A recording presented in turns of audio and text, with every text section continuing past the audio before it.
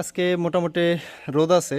তো আজকে smart N 2500 BA MPPT দিয়ে 2250 ওয়াট সোলার প্যানেলের মাধ্যমে ডিরেক্ট পানির মোটর, যেটা হচ্ছে 1.5 গোড়া। অনেকেই আপনারা বলেছিলেন এটা সাবমার্সিবল।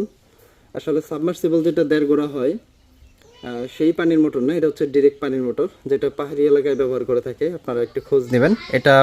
এটার মডেল হচ্ছে ফোয়াং কোম্পানির একটি মোটর, যেটি স্টার্টিংয়ে প্রায় 1800 ওয়াট পর্যন্ত বিদ্যুৎ নিয়ে থাকে। তার বেশি নিতে পারে, সঠিক আমার জানা নাই। এই মোটরটা মূলত হচ্ছে 1.5 ঘোড়া, কিন্তু 2 ইঞ্চি ডেলিভারি দেওয়া, মুখ দিয়ে পানি ভরে 2 ইঞ্চি ডেলিভারির মাধ্যমে।